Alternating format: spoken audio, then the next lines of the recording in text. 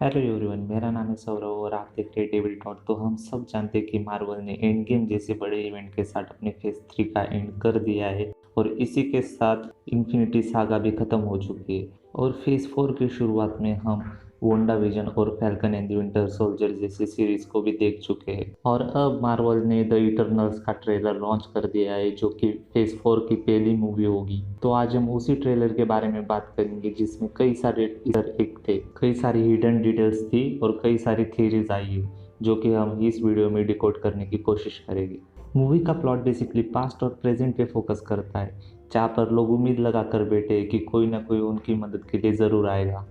और जैसे कि हम अगले सीन में देख सकते हैं कि इटर्नल्स की स्पेसशिप वहाँ पर आ रही है और ये टाइम इतना पुराना है कि जब इंसान कबीले में रहा करता था। और मैं पक्के तौर पर ये भी कह सकता हूँ कि इसकी पास्ट की जो स्टोरी है वो मिडल ईस्ट एशिया में बिलोंग करती है, जब हिंदू सभ्यता आधे एशिया में फैली हुई थी। हम ये तो नहीं कह सकते कि इंडिया का सीन है क्योंकि कई सारे कैरेक्टर एशिया से बिलोंग करते हैं। इसी के अगले सीन में हम देख सकते हैं कि सरसी और इकारिस बात कर रहे हैं कि वो किस तरह से यहाँ पर डेवलपमेंट लाएगी।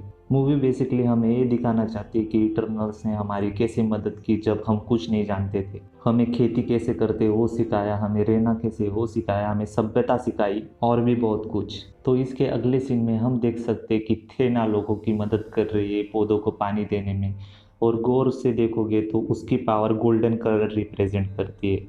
जैसा कि हम सब जानते हैं कि मार्वल अपने कुछ पावर को यूनिक कलर से रिप्रेजेंट करता है, जैसे रेड केओस मैजिक को रिप्रेजेंट करती है, पर्पल डार्क मैजिक को रिप्रेजेंट करती है और ऑरेंज स्टैंडर्ड मैजिक को रिप्रेजेंट करती है जो कि डॉक्टर स्ट्रेंज यूज़ करते हैं। और उसी तरह से इटर्नल्स गोल्डन कलर की पावर का यूज़ करते हैं जो कि कॉस्मिक एनर्जी को शो करती है, जो कि उन्हें डेविड से लड़ने में मदद करेंगी। David basically cosmic level villain है जिसे कोई नॉर्मल सुपर हीरो नहीं हरा सकते और बेसिकली इटर्नल्स अर्थ को डेविड से प्रोटेक्ट करते हैं।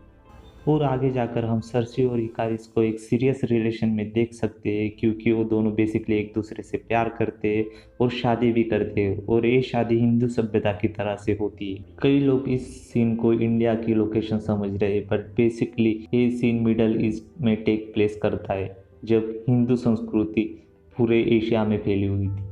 और इसी सीन में हम केंगो को डांस करते हुए देख सकते हैं जो कि आगे जाकर बॉलीवुड के सुपरस्टार बनेंगे। बस इसी के बाद डेजर्ट वाला सीन आता है जिसमें दोनों इमोशनल नज़र आ रहे हैं। मुझे लगता है कि यहाँ पर दोनों अपना ब्रेकअप कर लेंगे। और इसी के बाद सरसी आगे जाकर हमें डार्क नाइट के साथ रिलेशनशिप में दिखाई देगी जो कि बेसिकली फ्यूचर का सीन है। और बिहाइंड द सीन के फोटो से साबित भी होता है कि सरसी और डार्क नाइट कोई साथ में नहीं है, वो रिलेशनशिप में ही है। आगे जाकर हम देख सकते हैं कि मूवी बेसिकली इटर्नल्स को एक फैमिली की तरह दिखाना चाहती है। जब एक फैमिली डेविड को हरा देती है तो डिसीजन लेती है कि इसके बाद वो किसी भी अर्थ की इवेंट में पार्टिसिपेट नहीं लेगी, जो बेसिकली ये प्रूव करता है कि क्यों हमें इटर्नल्स द इन्फिनिटी सागा के टाइमलाइन में नहीं दिखे।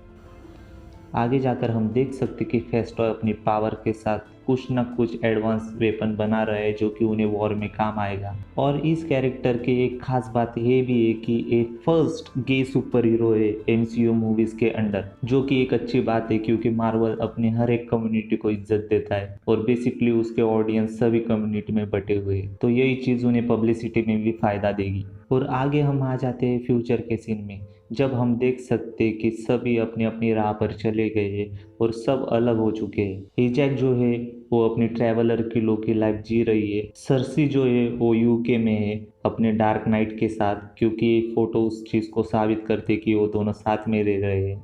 गैलमैस जो है वो ऑस्ट्रेलिया में है अपनी वाइफ के साथ और वहाँ पर हम उसे उसकी एक्सोस्केलेटन की पावर यूज़ करते हुए भी देख सकते हैं। फेस्टो जो है वो अपने हस्बैंड के साथ रह रहा है और उसके बच्चे भी है। और इस बात को एमसीयू कैसे दिखाएगा वो तो मूवी देखने के बाद ही समझेंगे। मैकेरी जो है वो इटर्नल्स की स्पेसशिप संभाल रही है और इस कैरेक्टर के बारे में एक खास बात है कि वो सुन नहीं सकती, मतलब ये एमसीयू की पहली बेरी सुपर हीरो। और बेसिकली ट्रेलर में मैकेरिस हमें जिस रूम में पढ़ते हुए दिख रही है वो रूम भी स्पेसशिप का होगा जहाँ पर कई सारी पुरानी चीज़ें रखी हुई है। उसमें से ये जो प्लस का सिंबल है ये बेसिकली लाइफ को सिग्निफाई करता है। ये नाइट सूट है जो पुराने समय में वॉरियर पहना करते थे। और ये जो डॉग जैसी मूर्ति आप देख सकते हो वो इजिप्शियन पीरियड की है। और उसकी किताब पढ़ने की स्पीड से आप ये भी अंदाज़ा लगा सकते हो कि उसकी पावर सुपर स्पीड है। किंगो बेसिकली बॉलीवुड के एक बड़े सुपरस्टार बन चुके हैं और जिनके पर्सनल सेक्रेटरी है हरीश पटेल, जो कि उनकी ट्रैवलर लाइफ को हमेशा रिकॉर्ड करते रहते हैं। इसी वजह से हम उनके हाथ में कैमरा देख सकते हैं, जो कि आगे जाकर हमें फाइट वाले सीक्वेंस में भी दिखता है। लोगों को लगा कि ये कैमरा कई मिस्टेक से आ गया होगा सीन में, बट उसके पीछे हरीश पटेल खड़े हुए हैं। और ट्रेलर में जो है प्लेन दिखाया गया है वो भी किंगो का है, जिसमें हम डोर पे देख सकते हैं कि के का सिंबल बना हुआ है और उसी प्लेन के अंदर captain America the first Avenger की शील्ड भी रखी हुई है, और जो कि कोई अमीर आदमी ये अफोर्ड कर सकता है। और द इटर्नल में से सबसे ज़्यादा अमीर अब फ्यूचर में तो किंगो ही है, क्योंकि भाई बॉलीवुड के पास तो इतना सारा पैसा है। तो इतने सारे इंडियन रेफरल्स को दिखा के एमसीयू अपने इंडिया के ऑडियंस को बढ़ाना चाहती है, क्योंकि इंडिया का बॉक्स ऑफिस बहुत ही ज़्यादा पैसे कमा के देने वाला बॉक्स ऑफिस बन चुका है। तो एमसीयू अपने ऑडियंस इंडिया में बढ़ाने के फिराक में लगी हुई है। आगे जाकर हम ड्रूक को देखते हैं, जिसकी बेसिक पावर माइंड कंट्रोलिंग और मैनिपुलेशन है, जिसके चलते हुए उसने पूरे गांव को अपने कंट्रोल में कर लिया है। और उन सबको एक जैसे कपड़े पहने हुए हम देख सकते हैं, जो कि ड्रूक के एक इशारे पर इटर्नल्स पर गन तान के खड़े हो चुके हैं। और है मैं पक्के तौर से कह सकता हूँ कि उन्हें ड्रूक ने ही कंट्रोल किया है, क्योंकि उनके आंखों में आपको वाइट कलर की रोशनी देखने को मिलेगी, जो कि बेसिकली ये दिखाता है कि उन्हें किसी ने कंट्रोल किया हुआ है। और ये जो घोड़े जैसे दिखने वाले एनिमल का सीन है वो भी इसी प्लेस का होगा, क्योंकि इसकी टोन और उसकी टोन एक जैसी है। और एक बात बताना तो मैं भूल ही गया, ट्रेलर के इस वाले सीन में हम देख सकते हैं कि दीवार की उस तरफ बहुत सारे अमीर लोग रह रहे हैं और दीवार के इस तरफ बहुत सारे गरीब लोग रह रहे हैं, जो कि बेसिकली ये दिखाता है कि पुराने टाइम में कम्युनिटी कैसे डिवाइड होती थी और उसी कम्युनिटी का गैप रिड्यूस करने के लिए द इटर्नल्स ने कितनी मेहनत करी है वो भी हमें देखने को मिलेगा।